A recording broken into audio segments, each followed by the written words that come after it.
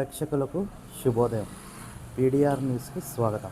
ముందుగా ఈరోజు మార్నింగ్ ఎడిషన్లో మనం వివిధ పత్రికలో ప్రచురితమైన ప్రధాన అంశాలని ఒకసారి చూద్దాం. ముందుగా ఈనాడు తెలంగాణ దినపత్రిక వస్తే, ఇక్కడ ఈనాడు తెలంగాణ దినపత్రికలో ఒక విషాద ఘటన గురించి ఇక్కడ మనం వార్త చూస్తున్నాం. నిన్న జరిగినటువంటి అగ్ని ప్రమాదంలో మందుల కర్మాగారంలో మహా విపత్తు. పాష మైలారంలో సిగాచి ఇండస్ట్రీలో విస్ఫోటనం, 34 మందికి గాయాలు, కానరాని 5 ఆచూకీ. మృతుల సంఖ్య మరింత పెరిగే అవకాశం. పీఎం మోదీ, సీఎం రేవంత్ రెడ్డిల దిగ్భ్రాంతి. కొనసాగుతున్న సహాయ చర్యలు. మంటల్లో చిక్కుకొని 19 మంది మృత్యువాత. జిన్నారం, పటాన్చెరు, అర్బన్, మియాపూర్, చందానగర్ రాష్ట్ర చరిత్రలోని ఘోర పారిశ్రామిక ప్రమాదం చోటు చేసుకుంది.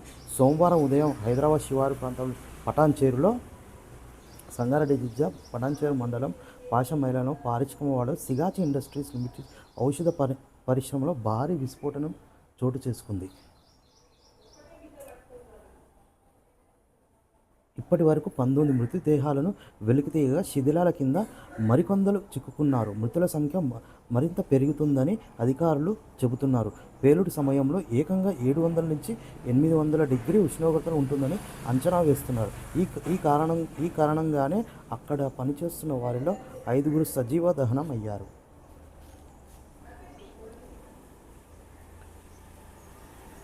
ప్రమాద తీవ్రతకు పరిశ్రమ భవనంలో 14 అంగుళాల మందంతో ఉన్న ప్లింత్ బీమ్లు సైతం విరిగి కుప్పకూలిపోవడంతో నష్ట తీవ్రత అనూహ్యంగా పెరిగింది. పరిశ్రమ వైస్ ప్రెసిడెంట్ ఇలాంగోన్ క్వాలిటీ కంట్రోల్ విభాగం నుంచి కిందికి దిగుతున్న సమయంలోనే పేలుడు జరగడంతో ఆయన మృతదేహం 50 మీటర్ల దూరం వరకు ఎగిరి పడిందంటే పరిస్థితి తీవ్రతను ఊహించవచ్చు.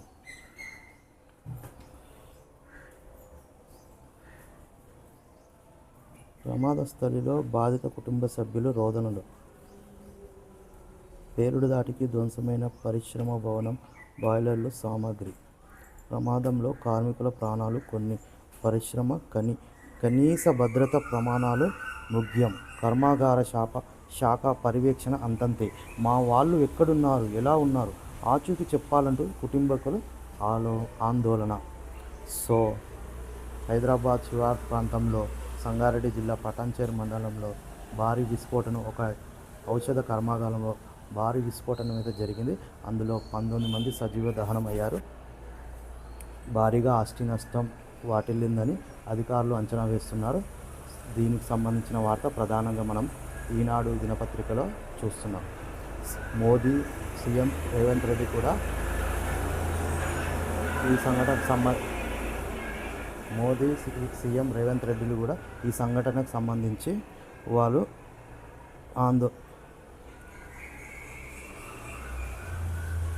తీవ్ర దిగ్భ్రాంతి అయితే తెలిపారు. సహాయక చర్యలు అయితే కొనసాగుతున్నాయి. దీనికి సంబంధించిన వార్త, నిన్న భారీ విస్ఫోటనం అయితే జరిగింది పటాన్చెరులో ఒక ఔషధ కర్మాగారంలో. దీనికి సంబంధించిన వార్త మనం ఈనాడు దినపత్రికలో చూస్తున్నాం. ఎన్నిసార్లు తరచూ ఈ అగ్ని ప్రమాదాలు జరుగుతున్నా కానీ అధికారులు మాత్రం ఎటువంటి చర్యలు మాత్రం తీసుకోవట్లేదు. ఇటువంటి కర్మాగారాలకు సెక్యూరిటీ లేకుండా ఎటువంటి ప్రికాషన్స్, ఇటువంటి ఫైర్ యాక్సిడెంట్ జరగకుండా ప్రికాషన్స్ తీసుకోవాలి. కానీ అధికారులు మాత్రం దీనికి సంబంధించి ఎటువంటి చర్యలు తీసుకోవట్లేదు. వీళ్ళు అటువంటి చర్యలు అయితే తీసుకుంటే కనుక ఇటువంటి ప్రమాదాలను మనం అరికట్టవచ్చు. దీనికి సంబంధించిన వార్త మనం చూసాం. నెక్స్ట్ వార్త, రామచంద్రుడే రాష్ట్ర కమల దళపతి. అధ్యక్ష పదవికి ఒక్క నామినేషనే దాఖలు. అనేక సమీకరణలు పరిగణలోకి తీసుకొని ఖరారు చేసిన అధిష్టానం ఈటలకు నిరాశే. నామినేషన్ కార్యక్రమానికి దూరం. తెలంగాణ రాష్ట్ర బీజేపీ అధ్యక్షుడిగా రామచంద్రరావుకి అధ్యక్ష పదవి నుంచి వరించింది. దీనికి సంబంధించిన వార్త చూస్తున్నాం. నామినేషన్ వేసేందుకు భాజపా రాష్ట్ర కార్యాలయానికి వస్తున్న రామచంద్రరావు ఎట్టకేలకు రామచంద్రరావుకి అయితే అధ్యక్ష పదవి వరించింది భాజపా తరఫు నుంచి. తెలంగాణ కమల దళపతికి కొత్త సారథిక ఎన్నికపై గత కొన్నాళ్ళుగా నెలకొన్న ఉత్కంఠకు తెర పడింది. అధ్యక్ష పదవి రేసు నుంచి అనేక పేర్లు వినిపించిన సీనియర్ నాయకుడు మాజీ ఎమ్మెల్సీ ఎన్ రామచంద్రరావుకి జాతీయ నాయకత్వం పగ్గాలు అప్పగించింది. అనేక సమీకరణలను విశ్లేషించి రాష్ట్ర సీనియర్ నేతల అభిప్రాయాన్ని పరిగణలోకి తీసుకొని న్యాయవాది ఆర్ఎస్ఎస్ మూలాలున్న రామచంద్రరావు పేరును ఖరారు చేసింది.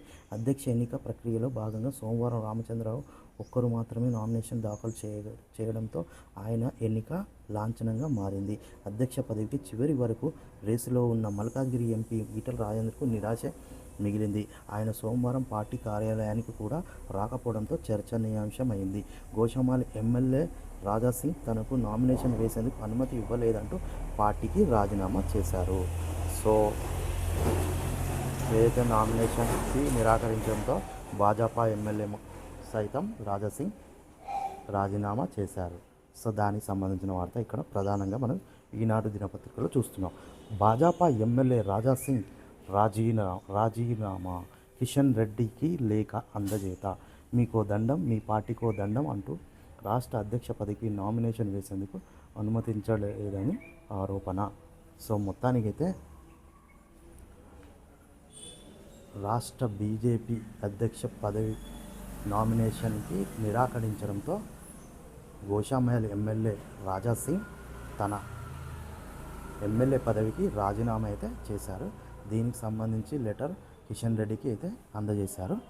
సో ఆయన నిన్న మీడియాతో మాట్లాడుతూ మీ పార్టీకో దండం మీకో దండం అంటూ వ్యాఖ్యానించారు. ఆయన 2014 నుంచి ఎన్నో ఒడిదుడుకులు ఎదుర్కొంటూ పార్టీకి కష్టపడుతూ సేవ చేశారని నిన్న వ్యాఖ్యానించారు.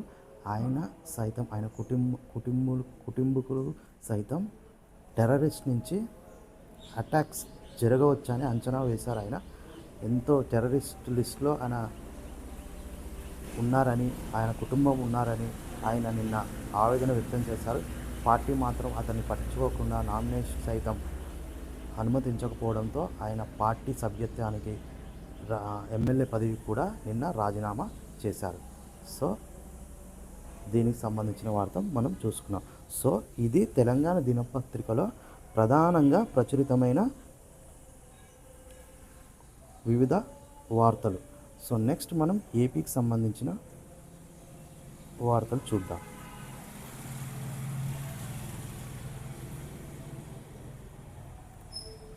సో ప్రధానంగా మనం ఏపీకి సంబంధించిన వార్త ఈనాడు దినపత్రికలో చూద్దాం. ఇక్కడ ప్రధానంగా అమరావతిలో క్వాంటమ్ సేవలు జనవరి నుంచి అందుబాటులోకి, కంప్యూటర్ ఏర్పాటే కాదు ఎకోసిస్టియాన్ను అభివృద్ధి చేస్తాం, జాతీయ అంతర్జాతీయ సంస్థలు అందిపుచ్చుకోవాలి, క్వాంటమ్ డిక్లరేషన్పై సీఎం చంద్రబాబు ప్రకటన, విజయవాడలో దిగ్గజ సంస్థలతో వర్క్షాప్. సో మనం దీనికి సంబంధించి నిన్న కూడా మనం ఈనాడు దినపత్రికలో దీనికి సంబంధించిన వార్త మనం చూసాం. దానికి సంబంధించిన మళ్ళీ ఇక్కడ మనం ప్రచురితమైంది.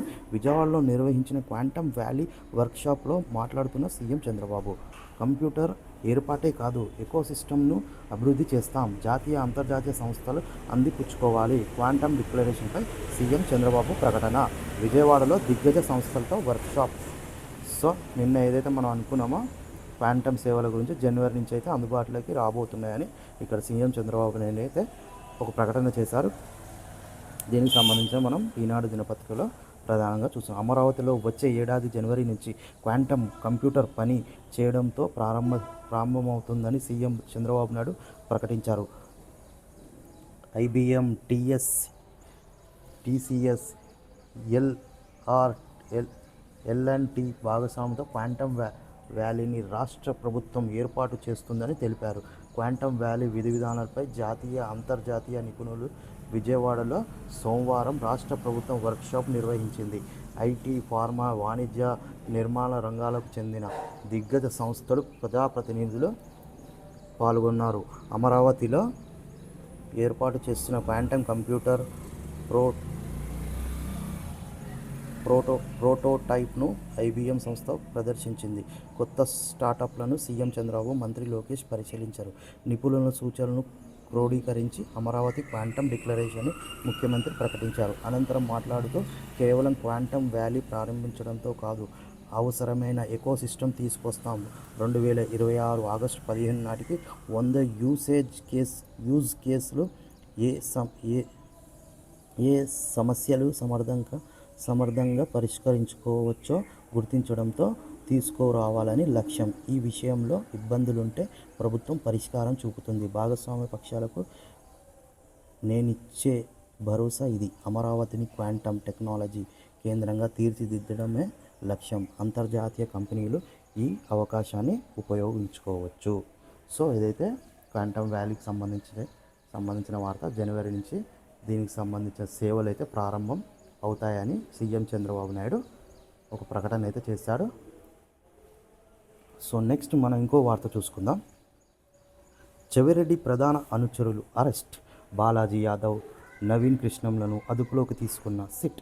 మధ్యప్రదేశ్లో ఇండోర్లో పట్టివేత. మద్యం ముడుపులు తరలింపులో వీరిది కీలక పాత్ర. సో మనం కొన్ని రోజుల క్రితం కూడా మనం ఈనాడు దినపత్రికలో దీనికి సంబంధించిన వార్త చూసుకున్నాం. చెవిరెడ్డి ప్రధాన అనుచరుడు అరెస్ట్ చేశారు. ఆయనను మధ్యప్రదేశ్ ఇండోర్లో ఆయనను పట్టుకున్నారు పోలీసులు. దీనికి సంబంధించిన వార్త. ఏదైతే ఈ మద్యం కేసులో ముడుపులు ముట్టాయని ప్రధానంగా వీరిని అరెస్ట్ చేశారు.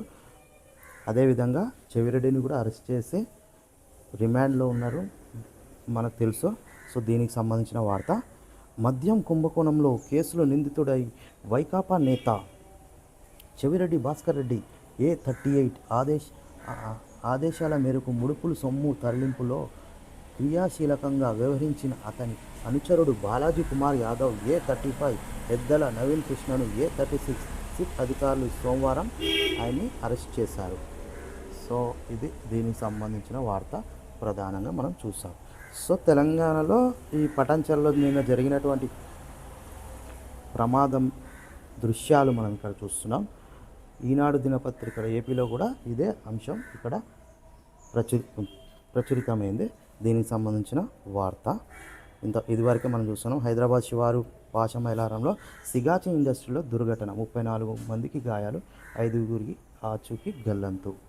సో ఇదివరకు మనం ఇంతకుముందు కూడా మనం తెలంగాణ దినపత్రికలో చూసుకున్నాం. దానికి సంబంధించిన వార్త ఏపీ దినపత్రికలో కూడా ప్రచురితం జరిగింది. భాజపా రాష్ట్ర అధ్యక్షుడు మాధవ్. సో ఏపీకి సంబంధించిన కూడా భారతీయ జనతా పార్టీ అధ్యక్షుడిగా మాధవ్ని అయితే నియమించారు. భాజపా ఆంధ్రప్రదేశ్ రాష్ట్ర నూతన అధ్యక్షుడు మాజీ ఎమ్మెల్సీ పోకల వంశీ నాగేంద్ర మాధవ్ పేరును అధిష్టానం ఖరారు చేసింది. రాష్ట్రీయ స్వయం సేవక్ సంఘ్ నుంచి భాజపా రాష్ట్ర కార్యవర్గంలో వివిధ పదవులను మాధవ్ నిర్వహించారు. ఆయన తండ్రి చలపతిరావు ఎమ్మెల్యేగా, భాజపా ఉమ్మడి ఆంధ్రప్రదేశ్ అధ్యక్షుడిగా పార్టీకి విస్తృత సేవలు అందించారు. పార్టీకి ఆ కుటుంబం చేసిన సేవలను గుర్తించి రాష్ట్ర కమల దళపతిగా మాధవ్ వైపే అధిష్టానం మొగ్గు చూపింది. సో ఏపీకి సంబంధించిన వార్త. భారతీయ జనతా పార్టీ రాష్ట్ర అధ్యక్షుడిగా మాధవ్ని అయితే నియమించారు. సో ఇంకో వార్త. పోలవరం బనకచెర్లకు జలసంఘం అనుమతి కావాలి. పర్యావరణ ముదింపునకు ముందే ఆ ప్రక్రియ పూర్తి చేయండి. రాష్ట్ర ప్రభుత్వానికి కేంద్ర అటవీ పర్యావరణ నిపుణులు కమిటీ సూచన. TOR ప్రతిపాదన వెనక్కి. సో పోలవరం బనకచెర్ల ప్రాజెక్టు గురించి మనం చూస్తున్నాం. పోలవరం బనకచెర్ల అనుసంధానం ప్రాజెక్టుకు తొలుత కేంద్ర జలసంఘం అనుమతులు తీసుకోవాలి. పర్యావరణను ముదింపు ప్రక్రియ ప్రారంభానికి ముందు ఇది పూర్తి చేయండి. ఆ తర్వాత పర్యావరణ ముదింపునకు అవసరమైన TOR ప్రతిపాదనలతో రండి అని రాష్ట్ర ప్రభుత్వానికి కేంద్ర అటవీ పర్యావరణ శాఖ ఆధ్వర్యంలో నిపుణులు కమిటీ స్పష్టం చేసింది. ప్రస్తుతం ఆంధ్రప్రదేశ్ జలవనరుల శాఖ సమర్పించిన ప్రతిపాదనను వెనక్కి పంపుతున్నామని పేర్కొంది. జూన్ 17 ఈ కమిటీ సమావేశం పోలవరం బనకచెర్ల అనుసంధానంపై ప్రాజెక్టుపై చర్చించింది. కమిటీ నిర్ణయాన్ని సోమవారం వెల్లడించింది. సో ఏదైతే పోలవరం బనకచెర్ల జల సంఘం అనుమతి కావాలని ప్రధానంగా ఇక్కడ ఈనాడు దినపత్రికలో చూస్తున్నాం. దీనికి సంబంధించి నిన్న ఒక మీటింగ్ అయితే జరిగింది. జూన్ 17న ఈ కమిటీ సమావేశం పోలవరం బనకచెర్ల అనుసంధాన ప్రాజెక్టుపై చర్చించింది. కమిటీ నిర్ణయాన్ని సోమవారం అయితే వెల్లడించడం జరిగింది. దీనికి సంబంధించిన ప్రాజెక్టు బనకచెర్ల పోలవరం ప్రాజెక్ట్ సంబంధించిన గురించి ఈనాడు దినపత్రికలో ప్రచురితం జరిగింది.